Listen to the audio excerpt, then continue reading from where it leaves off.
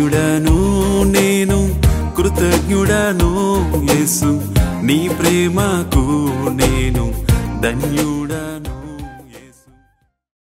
రక్షకుడైన యేసుక్రీస్తు ఉన్నతమైన నామంలో మరొకసారి ఎవ్రీడే విత్ జీసస్ అనే కార్యక్రమం ద్వారా మేము ముందుకు రావడానికి ప్రభు మాకు ఇచ్చిన గొప్ప ఆధిక్యతను బట్టి దేవుని నామానికి మహిమ కలుగును గాక.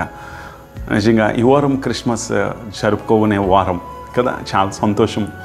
రక్షకుడు మన కొరకు పుట్టి అన్నాడు. ఈ సత్యంలోంచి అక్కడున్న కొంతమంది గురించి చూడడానికి ఇష్టపడదాం. గొర్రెల కాపరి గురించి చూసినట్లయితే లూకా సువార్త 2వ అధ్యాయం 8వ వచనం నుంచి నేను చదువుతాను. గొర్రెల కాపరిలోంచి ఒక 3 ప్రాముఖ్యమైన విషయాలు ఈ ఉదయకాల సమయంలో నేర్చుకోవడానికి ఇష్టపడదాం. చూడండి, ఇక్కడ గొర్రెల కాపరులు 8వ వచనం. ఆ దేశంలో కొందరు గొర్రెల కాపరులు పొలంలో ఉండి రాత్రి వేళ తమ మందను కాచుకొని చుండగా ప్రభు దూత వారి యొద్దకు వచ్చి నిలిచెను. ప్రభు మహిమ వారి చుట్టూ ప్రకాశించినందున వారు మిక్కిలి భయపడేది. అయితే ఆ దూత, భయపడుకుడి, ఇదిగో ప్రజలందరికీ కలుగుబో మహా సంతోషకరమైన సువర్తమానం నేను మీకు తెలియజేయుచున్నాను. దావీదు పట్టణమందు నేడు రక్షకుడు మీ కొరకు పుట్టి ఉన్నాడు. ఆయన ప్రభు అయిన క్రీస్తు. దానికి ఇదే ఆనవాలు. ఒక శిశువు పొత్తిగొడ్డలతో చుట్టబడి ఒక తొట్టిలో పండుకొని ఉండుట మీరు చూచెదరని వారితో చెప్పాను. వెంటనే పరలోక సైన్య సమూహము ఆ దూతతో కూడా నుండి సర్వోన్నతమైన స్థలంలో దేవునికి మహిమయు ఆయనకిష్టమైన మనుషులకు భూమి మీద సమాధానం కలుగునుగా కానీ దేవునికి స్తోత్రం చేయుచుండెను. ఆ దూతలు తమ యొద్ద నుండి పరలోకమునకు వెళ్ళిన తర్వాత ఆ గొర్రెల కాపరులో జరిగిన ఈ కార్యం ప్రభువు మనకు తెలియజేయుచున్నాడు. మనం బెత్లెహేమునకు వెళ్ళి చూతుము రండి అని ఒకరితోనొకడు చెప్పుకొని త్వరగా వెళ్ళి మరియా యోసేపును తొట్టిలో పండుకొని అన్న శిశువును చూచేరి. వారు చూచి ఈ శిశువును గూర్చి తమతో చెప్పబడిన మాటలు ప్రచురం చేసేరి. గొర్రెల కాపరులు తమతో చెప్పిన సంగతులను గూర్చి విన్నవారు అందరూ మిక్కిలి ఆశ్చర్యపడి అయితే మరియా ఈ మాటలన్నీ తమ హృదయంలో తలపోసుకొంచు భద్రం చేసుకుని అంతటా ఆ గొర్రెల కాపరులు తమతో చెప్పబడినట్టుగా తాము విన్న వాటిని కన్న వాటిని గూర్చి దేవుని మహిమపరచు స్తోత్రం చేయుచు తిరిగి వెళ్ళిరి. దేవుడి లేఖన భాగాన్ని దీవించిన గాక. చాలా వరకు గొర్రెల కాపరి గురించి రాయబడిన ప్రతిదీ చదివేశాం. లూకా సువార్త 2వ అధ్యాయం 8 నుంచి 20వ వచనం వరకు. అక్కడ బైబిల్ గ్రంథంలో 3 విషయాలు గొర్రెల కాపరులను చూసినట్లయితే, గొర్రెల కాపరులకు ఎప్పుడైతే దూత మాట్లాడగలనే అక్కడ ఒక మాట చూడండి, నేను జ్ఞాపకం చేస్తాను. 15వ వచనం. ఆ గొర్రెల కాపరు జరిగిన ఈ కార్యం ప్రభువు మనకు తెలియజేయుచున్నాడు. చూడండి, ఎవరు తెలియజేశారట? ప్రభువే తెలియజేశాడు. ఈరోజు దేవుడే నీతో మాట్లాడుతున్నాడు. నువ్వు దేవుని సన్నిధికి రావాలి. దేవుడే నీతో మాట్లాడుతున్నాడు. నీ వ్యక్తిగత జీవితాన్ని కట్టుకోవాలి. దేవుడే నీతో మాట్లాడుతున్నాడు. నీ కుటుంబ వ్యవస్థను కట్టుకోమని. దేవుడే నీతో మాట్లాడుతున్నాడు. తగ్గించుకోమని. చూడండి, గొర్రెల కాపర్లో చదువు లేదు, అంత జ్ఞానులు కాదు, లేకపోతే వాళ్ళకి విద్యంలోని లేకపోతే వాళ్ళకున్న పరిస్థితులు బట్టి చాలా ప్రావీణ్యం కలిగిన వారు కాదు. కానీ వాళ్ళు నమ్మారు. దేవుడే మాట్లాడాడు దూత ప్రత్యక్షం అవగానే.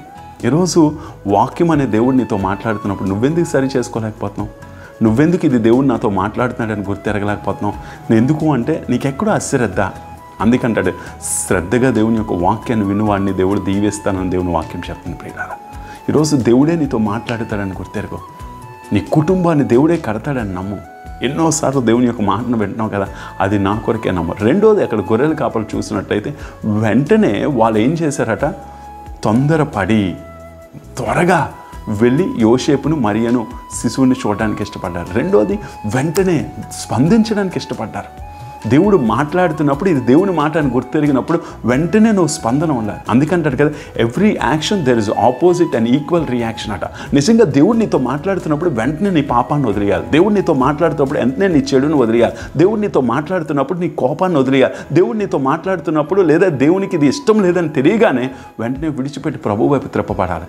గొర్రెల కాపర్లు అదే చేశారు. ఇది దేవుని మాట అని గుర్తెరిగి వెంటనే వాళ్ళు మందను విడిచిపెట్టారు, గొర్రెలను విడిచిపెట్టారు. ఆ రాత్రి ఆ పొద పక్కన పెట్టారు, సమయాన్ని గొర్రెలన్నింటినీ విడిచిపెట్టారు, కుటుంబాన్ని వెంటనే తొందరపడి వెళ్ళారట.